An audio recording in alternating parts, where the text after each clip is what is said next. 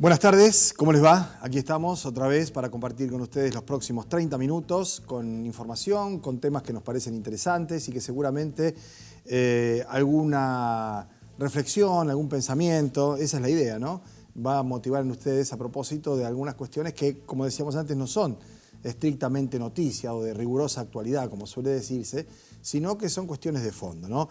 Y me refiero a lo que va a ser la charla en el segundo bloque con el diputado provincial y ex senador de la Nación, y hago la referencia a su paso por el Senado de la Nación, porque allí es donde se hizo la parte gruesa del trabajo que se va a presentar hoy, Rubén Giustiniani. Giustiniani va a presentar hoy a la tarde en la librería Homo Sapiens a las 18:30 este libro, que es el contrato secreto YPF Chevron, ¿sí? Con la colaboración de el contador Javier Ganem y Daniel Leandro Franco, que es una suerte de análisis detallado, completo, con las implicancias, el origen, los negociados, la vergüenza, la infamia. Después de leerlo, yo decía antes en la charla con la producción, antes de comenzar el programa, que si alguien tiene menos de 20 años o 25 años y lee este libro de punta a punta y en lo primero que hace es tratar de hacer el bolso, buscar la visa y partir, ¿no?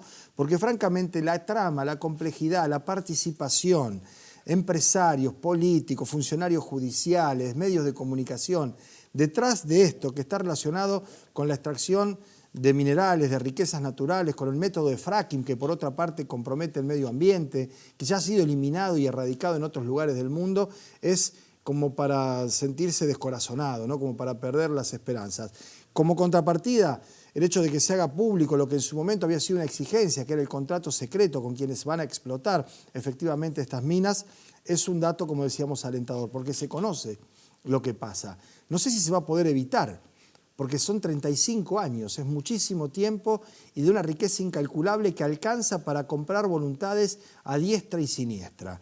Este es uno de los temas que vamos a estar transitando en un rato nada más, porque esto se prolonga en el tiempo como práctica y en alguna medida se entronca con otros episodios vinculados a la obra pública, a las riquezas naturales, a lo que ha sido Odebrecht en la Argentina, a lo que han sido otros grupos empresarios y a nombres que recurrentemente aparecen en estas historias en la vida de la Argentina y también de la región. Esto va a ser, como decíamos, motivo de charla con el diputado Giustiniani en un rato nada más. Pero de entrada, en este primer tramo, y dejando de lado lo que originalmente íbamos a hacer, que era una visión política del momento que atraviesa el país en cuanto a lo que será el cierre de candidaturas y de listas, particularmente en la provincia de Santa Fe, noticias ocurridas en las primeras horas del día de hoy han modificado esa agenda y nos llevarán a tribunales, en todo caso a la sede de la Policía Federal, donde en un rato nada más habrá una conferencia de prensa en aproximadamente 30 minutos, eso es lo que está previsto, con la llegada del número 2 del área de seguridad de la Nación, estamos hablando del licenciado Eugenio Bursaco,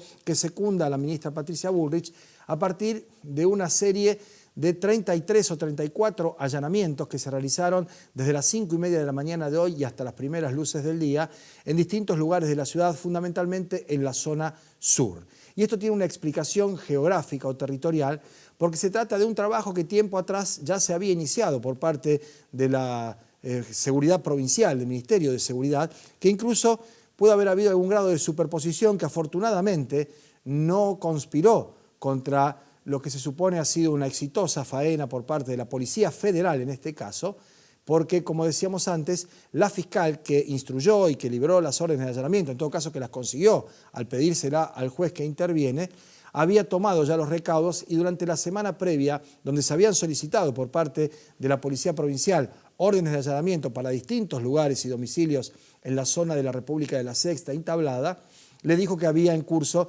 una investigación madre más seria, no más seria, más profunda si se quiere, tal vez más seria también, vaya a saber, vamos a ver los resultados finalmente, después de que se separe lo espectacular de la cantidad de procedimientos, los 8 detenidos, lo que se incautó como armas o estupefacientes, las ramificaciones, los nombres y apellidos de las personas detenidas, la pertenencia a determinadas bandas, decíamos, se había postergado o posdatado la actividad de la policía de la provincia y se había hecho foco fundamentalmente en la provincia con la Policía Federal, donde trabajaron con la Fiscalía y donde en un rato nada más, como decíamos, cuando esté Bursaco, que presumo será el que hable, porque las fuerzas federales son las que hicieron el procedimiento, estará acompañado del fiscal Adrián Spelta, que hasta el momento no ha querido formular ningún tipo de declaración, respetando lo que probablemente le hayan sugerido desde Buenos Aires, que es que esté el funcionario nacional a la hora de la conferencia de prensa en la sede de la Federal en calle 9 de julio. Pero nosotros tenemos algunos elementos, algunos datos, y probablemente ya en un rato nada más podamos conversar con la colega Lorena Panzerini, que es periodista de Rosario 12, que habitualmente cubre los temas judiciales, para conocer algunos detalles, algunos pormenores, para luego tener la ratificación y probablemente la ampliación con mayores nombres y con mayores datos de lo que se dará en la conferencia de prensa. Pero a esta hora, cuando pasaron apenas 7 u 8 minutos, no veo, 7 minutos nada más, de las 2 de la tarde, desde la sede de la Federal, Lorena Panzerini nos puede aportar seguramente algunos elementos después de darse los allanamientos durante las primeras horas de la madrugada, donde la gente del barrio La Tablada y de la zona sur veía los helicópteros circulando por arriba de las terrazas de sus casas, las luces esas seguidoras que tanto llaman la atención y un despliegue importante de fuerzas policiales. Lorena, ¿qué tal? Buenas tardes. Hola, ¿qué tal, Pablo? Buenas tardes para todos. ¿Qué se sabe a esta hora? ¿Qué es lo que se puede contar de lo que ha ocurrido a lo largo de las 5 de la mañana, 5 y media de la mañana, cuando empezaron los operativos? Bueno, de momento, Pablo, lo que sabemos es que hubo un número importantísimo de allanamientos, que se habla de entre 30 y 33, que hay entre 8 y 12 personas detenidas, hombres, mujeres y hasta personas menores de edad. Es el dato que se va tirando este momento, un dato suelto y no confirmado por las fuentes que estamos esperando, como vos decías, que vengan aquí a la sede de 9 de julio al 200 para dar la información precisa, ¿no? Bien. Lo que sabemos es que se trata de un operativo importante, de una investigación de hace un tiempo, se llama megaoperativo Los Miserables. Ajá. Es el dato que nos dieron aquí en la Policía Federal, que tiene que ver con dos bandas antagónicas en la ciudad de Rosario, en la zona sur, como vos bien decías. Se trata de la familia Camino y de la familia Funes, que tiene a más personas implicadas que tal vez no son todos familiares, ¿no? Pero que bueno, sabemos que hay una importante disputa entre estas dos bandas desde hace tiempo, que tiene también homicidios en el medio, y de eso nos va a estar hablando seguramente el doctor Spelta cuando venga aquí a acompañar al ministro, al secretario. Sí, estábamos acompañando tu relato, Lorena, con algunas imágenes de los operativos. Llamaba la atención un templo, 2.20, que es el salmo, el versículo, ¿no? Donde allí también hubo detenciones y se incautaron algunos elementos. Así es. Y lo otro que llama la atención es el IRAR, ¿no? El instituto de donde se detienen a los menores. Tal cual. Tanto esta iglesia que vos mencionabas, Pablo, Iglesia Efesios 2.20, de Beruti al 1900, como la sede del IRAR, donde hay menores de edad detenidos, alojados allí por causas penales, y la cárcel de Piñero también ha sido allanada. Sabemos que se han buscado allí teléfonos celulares y inhibidores también de teléfonos celulares, que son los que justamente buscan que no los capten en sus comunicaciones, y el resto de las cosas que se allanaron están distribuidas en las distintas viviendas también. Bien. Estos dos lugares que vos decías, tanto el IRAR como la iglesia, llaman la atención. Probablemente lo que se dice aquí es que hay personas menores de edad detenidas en el Instituto de Rehabilitación al Adolescente que estarían implicadas con alguna de estas dos bandas en disputa, ¿no es cierto? Bien, y nosotros bueno, tomamos contacto con alguna fuente del Ministerio de Seguridad que no participó de estos procedimientos, pero que estaba al tanto porque la semana pasada había pedido algunas órdenes de allanamiento y le dijeron que había una investigación un poco más profunda, que llevaba más tiempo y que no querían que se superpusiera o alertar a nadie. Nos decían que hay segundas o terceras líneas que se fueron desplazando y que el año pasado, por ejemplo, en el barrio municipal hubo 16 homicidios, ninguno en lo que va del año, pero eso hubo ya un corrimiento geográfico hacia la zona, primero de La Tablada y ahora últimamente a la República de la Sexta. Por eso el momento de intervención de los federales y seguramente con el conocimiento desde ya de los fiscales provinciales que en un rato van a estar en la conferencia de prensa, ¿no? Así es, y ellos nos dirán cuáles son justamente estos homicidios relacionados, si bien muchos de los nombres aparecen en las crónicas policiales, porque obviamente son homicidios que causan gran conmoción cuando ocurren. Sabemos que hay personas de esta banda de los Funes que han sido víctimas de homicidio, como así también en su momento la familia Caminos con el ex líder de la barra brava de Newell's Old Boys, Roberto Pimpi Caminos, cuya familia siempre estuvo relacionada a hechos delictivos, ¿no es cierto? Aquí también estamos hablando, Pablo, de entraderas, de robos, de usurpaciones a viviendas para justamente trabajar. Sí, no únicamente delitos vinculados con el narcotráfico, que es lo que pensó en su momento cuando aparecía la Policía Federal al frente de los operativos, sino otro tipo de actividades delictivas, ¿no? Exactamente. Bueno, muy bien, estaremos atentos a lo que ocurra a 2:30 de la tarde y no vamos a estar al aire ya, si es que empieza en horario, dependerá de la llegada a tiempo del número 2 de Seguridad de la Nación, el licenciado Eugenio Bursaco, ¿no? Así es, lo estamos esperando. Muy bien, muchísimas gracias, Lorena. Gracias, Pablo. Ha sido muy amable. Lorena Panzerini, periodista de Rosario 12, ocupándose habitualmente de temas de tribunales y policiales, y esta novedad que se ha dado a partir de las 5:30 de la mañana, cuando en la zona sur de la ciudad hubo un importante despliegue con 33 allanamientos, con incautación de armas, de material, de chalecos antibalas, de celulares, y hasta donde sabemos nosotros, Lorena decía, entre 5 y 12 serían 8 los detenidos en estos procedimientos, ¿no? Punto y aparte, dejamos este tema aquí, les proponemos una pausa, inmediatamente después, cuando volvamos, estaremos conversando con el diputado provincial Rubén Giustiniani, con el contrato de Chevron, el contrato YPF Chevron, donde hay cosas realmente, no sé si la palabra es inexplicable, pero siempre muy preocupantes. Ya venimos.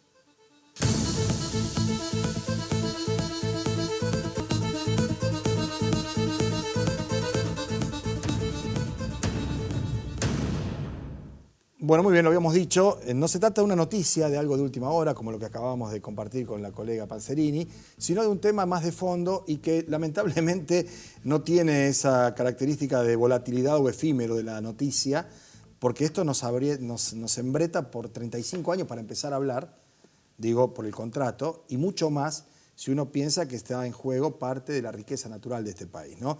El contrato secreto YPF Chevron es el libro que va a presentar Rubén. ¿Qué tal? ¿Cómo estás? ¿Qué tal, Pablo? Gracias por venir. Hoy a las Buenas tardes, tardes. 6:30 en Homo Sapiens. Así es. Bien, yo decía en la apertura del programa que el que lee esto y tiene menos de 25 años se puede hacer el bolso y rajar porque están todos involucrados, todo metido, es un callejón sin salida, pero a la vez hay una puerta, digamos, que es efectivamente que se sepa y que se conozca, y a partir de esto tratar de trabajar para que no se pueda plasmar semejante situación, que implica muchas violaciones a las condiciones de vida de todos nosotros, desde lo digamos, medioambiental hasta lo económico, la soberanía está en juego. Empecemos de cero, yo sé que 10 minutos es muy difícil para explicar toda esta historia, pero empecemos de cero. ¿Qué era el contrato Chevron YPF? Y cuando nos diga qué era, vamos a saber por qué además era secreto, ¿no? Sí, el contrato Chevron YPF fue para explotar, es para explotarse, está en actividad, 920 kilómetros cuadrados de lo que es un yacimiento que prácticamente atraviesa toda la provincia de Neuquén y parte de Río Negro. Son 30.000 kilómetros cuadrados por debajo de la superficie, a 3.000 metros de profundidad, una gran laguna que está petróleo y gas encriptado en la roca.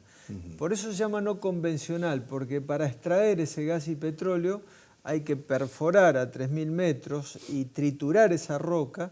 Ese es el fracking. Ese es el llamado fracking. Fracking, la palabra en inglés, que significa trituración. Y esto, desde el punto de vista ambiental, está muy cuestionado. Los únicos 2 países del mundo que lo hacemos son Estados Unidos y nosotros. Claro. Y en Estados Unidos hay muchos estados, como el de Nueva York, que ya lo han prohibido. Así es. ¿Por qué? Bueno, primero porque se usa millones de litros de agua dulce que se introducen a mucha presión para triturar la roca. Ajá. Eso tritura la roca, ese agua a presión la tritura. Y se meten, junto con el agua, aditivos químicos para separar la roca triturada del gas y el petróleo, que después sube a la superficie, por el otro lado, con efluentes que son contaminantes porque tienen ese residuo. O sea que desde el punto de vista medioambiental es un retroceso y una complicación absoluta. Y además es caro. Además es caro. Porque es una operación a 3.000 metros de profundidad. Por lo cual, la gente debe saber que después de la audiencia famosa del gas, donde tuvimos el país con el fallo de la Corte parado prácticamente 4 meses, que se venían los aumentos, el Ministerio de Energía, el señor Aranguren, dispuso un decreto donde se pasa el gas a boca de pozo para que sea rentable Vaca Muerta. Por eso explicamos que en cada uno de estos viajes el presidente Macri ofrece Vaca Muerta, porque claro, el gas a boca de pozo, que hoy está a 2,60, que el promedio del mercado mundial del gas a boca de pozo es $2,50, se lleva a 7,60 al 2019 con una escala de aumento semestral, precios en dólares, donde el gas a boca de pozo constituye el 70% del costo de la tarifa que vos tenés que pagar con tu factura que te llega a tu casa. Por eso vas a ver que el gas que vos vas a pagar va a ir aumentando hasta el 2019 y aquello de que el gas natural era barato va ya a dejar de serlo. Es a partir de esto también. Es a partir de esto, porque es para haber comprado el gobierno que Vaca Muerta es el nuevo El Dorado, o sea que es la salida para el país. Bien, esto tiene una historia que se remonta al gobierno precedente, al del presidente Mauricio Macri, que se continúa ahora también o se profundiza y que ha requerido también de una ingeniería financiera como para poder colocar empresas que se hagan cargo. Está otra vez la aparición de las tristemente offshore en esta operación. Offshore en paraísos fiscales. Claro. Lo primero que apareció cuando yo pude ver el contrato, porque el fallo de la Corte que me da la razón, que dice el derecho a acceso a la información es del pueblo de la nación argentina y no del Estado, y le obliga a YPF a darme una copia. En febrero del 2016 YPF me da una copia tachada, que está explicada bien en el libro. Sí, después lo voy a buscar. Esas tachaduras, ¿qué escondían? O sea, ¿qué era lo que querían esconder? Y lo que querían esconder es que hay empresas offshore radicadas en paraísos fiscales. Es decir, dos cosas. El contrato nunca lo firmó YPF y Chevron. El contrato lo firmaron dos empresas offshore. Una subsidiaria de Chevron, Chevron Overseas, radicada en Islas Bermudas, conocido paraíso fiscal, claro, y YPF Shale Oil Investment One, subsidiaria de YPF, radicada en el estado de Delaware, en Estados Unidos, que es otro conocido paraíso fiscal. ¿Por qué se hace este entramado de sociedades offshore? Primero, para eludir impuestos. Con los Panama Papers quedó claro que las offshore en paraísos fiscales son se hacen para los supermillonarios. Y las superempresas se radican en estos lugares para evadir impuestos. Y segundo, para eludir la responsabilidad de Chevron en Argentina ante cualquier daño ambiental. Chevron venía de Ecuador de inundar de petróleo ríos y lagos en la selva ecuatoriana, amazónica. Tiene un juicio de $18.000 millones por esa contaminación que hizo Chevron en Ecuador. Cuando vino a la Argentina se tomó este recaudo. Chevron no aparece. Si mañana hay daño ambiental, lo paga YPF, es decir, lo pagamos todos los argentinos. Ahora, porque esto en su momento fue objetado y cuestionado, el hecho de que fuera secreto permitió que se avanzara en la consecución del contrato, pero una vez que se sabe, que se conoce, que se tiene la información, ¿cuál es la reacción de la clase política, del poder político por un lado, eventualmente de los recursos judiciales que se puedan presentar en beneficio de todos? No sé si serán los intereses difusos, también claro los intereses, ¿no? Estamos hablando del medio ambiente, la salud de la población y el quebranto económico además, ¿no? Hay una denuncia penal, Pablo, presentada por el doctor Moner Sanz, que está radicada en el juzgado del juez Torres y del fiscal Dilelo. Yo fui a hablar con el juez Torres, le di una copia del contrato, otra copia le di al fiscal Dilelo, le di una copia a la Auditoría General de la Nación, su presidente Oscar Lamberto, le di una copia a la Defensoría del Pueblo de la Nación y una copia a todos los presidentes de los bloques de la Cámara de Diputados y del Senado de la Nación. Y además a las ONGs que nos acompañaron en estos 3 años largos y medio de batalla judicial. Con lo cual, primero, hacerlo público es un paso fundamental para que la sociedad conozca, porque esto la prensa no ha difundido profusamente, no ha habido... Para nada. Para lo contrario. Para nada. Y para que desde la política se dé un debate acerca de una cuestión muy importante, como lo que vos planteabas antes, cuando conversábamos fuera de cámara, el tema de que acá se anuncian 2 nuevas empresas atómicas de generación de energía, donde no hay un debate si la energía nuclear es lo que hay, el camino que hay que recorrer o no, o el fracking. Uruguay, acá al lado de Argentina, no vayamos a Alemania, que tiene el 60% de su matriz energética en energías renovables. Uruguay tiene ya el 20%. de energías renovables, es decir, que todo lo que sea plantas de eólica y solar pueden perfectamente hoy, desde el punto de vista económico y desde el punto de vista ambiental, ser factibles para tener una matriz energética sustentable en Argentina. Bien, bueno, estamos en un momento político de la Argentina en donde este tipo de iniciativas parecen complicadas que puedan germinar, ¿no? A partir de lo que decís vos, la incidencia importante que tienen los medios de comunicación, la generación o la falta de generación, en todo caso, de una conciencia cívica que vaya más allá de lo que decíamos antes, ¿no? De la inmediatez, de seguir viendo los casos de latrocinio, de corrupción. Algunos ya lo empatan, claramente, ¿no? Pero ¿cuál es la perspectiva? ¿Cómo imaginás vos, teniendo en cuenta tu experiencia, habiendo sido senador de la Nación durante muchos años, habiendo sido diputado nacional, también ese tramo, y estando ahora en la política provincial con una visión un tanto más distante, ¿no? De haber estado ahí adentro todo el tiempo, ¿no? ¿Cuál es tu visión del futuro político de la Argentina? Después, si querés, hacemos foco en Santa Fe también, Sí, preocupado porque, digamos, hay un gobierno nacional que no ofrece hoy un programa económico que satisfaga mínimamente las mayorías nacionales. Claramente hay una pérdida de poder adquisitivo de los salarios y de las jubilaciones. La inflación le ha ganado en los últimos 2 años a los trabajadores y al jubilado, a la pensionada.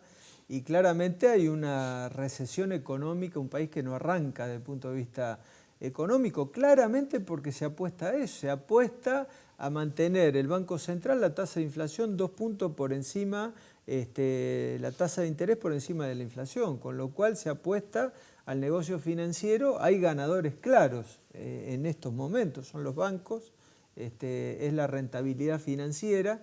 Y eso determina que la producción, el empleo no aparezca. Entonces es un momento desde ese punto de vista complicado en lo económico-social, y en lo político tampoco aparecen alternativas claras a un gobierno que no se consolida justamente por no dar respuesta. Bueno, ¿no? esto decía hoy el jefe de gabinete Marcos Peña, ¿no? Cuando le hacían referencias a que la economía no arrancaba, que había disgusto en la población, pero dijo, pero la gente va a votar con un sentido político diferente, pensando lo que pasó y la posibilidad de que se repita. La verdad que eso sería una fatalidad en términos, digamos, de ciclo político. Suponer que únicamente uno piensa en el pasado a la hora de votar, ¿no?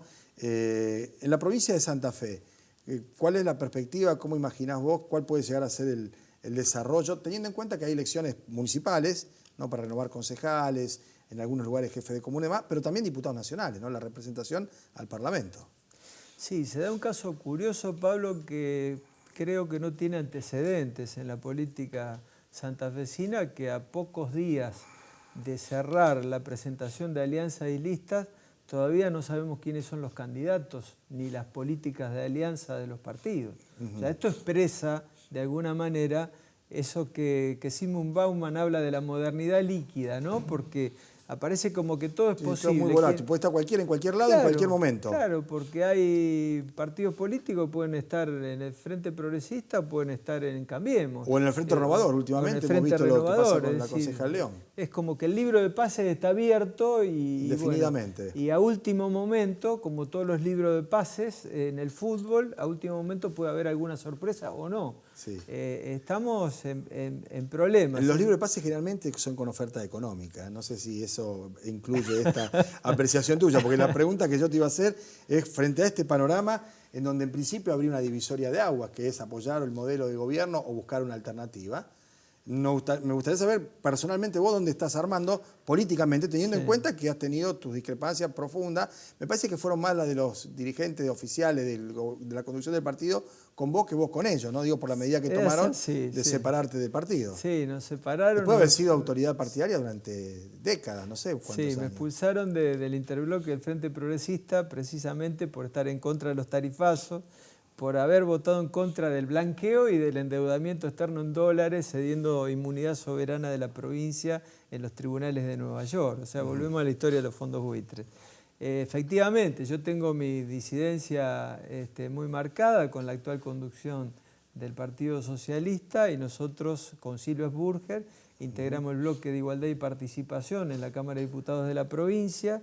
Y bueno, vamos a definir en los próximos días. Porque van a votar, obviamente. Sí, yo te voy a decir por quién va a votar. Sí, si el candidato es Contigiani. Si no hay candidatos todavía. Claro, todavía no sabemos. Sí, no digamos que está esa comodidad aún. Así que nuestra estrategia electoral la vamos a definir en un plenario de igualdad y participación en los próximos días. Bueno, y vamos a volver a charlar sobre eso también. Gracias por el libro. Y a las 6:30 de la tarde en Homo Sapiens. En Homo Sapiens. En calle Sarmiento, lo que queda de Sarmiento, van a tener que entrar por Rioja. Sí, está complicado. Estamos ahí con la radio nosotros arriba. Gracias por venir, Rubén. No, un gusto. Gracias, Pablo, por la invitación. Nos vamos a la pausa, nos encontramos ya para el tramo final del programa, en un minuto nada más.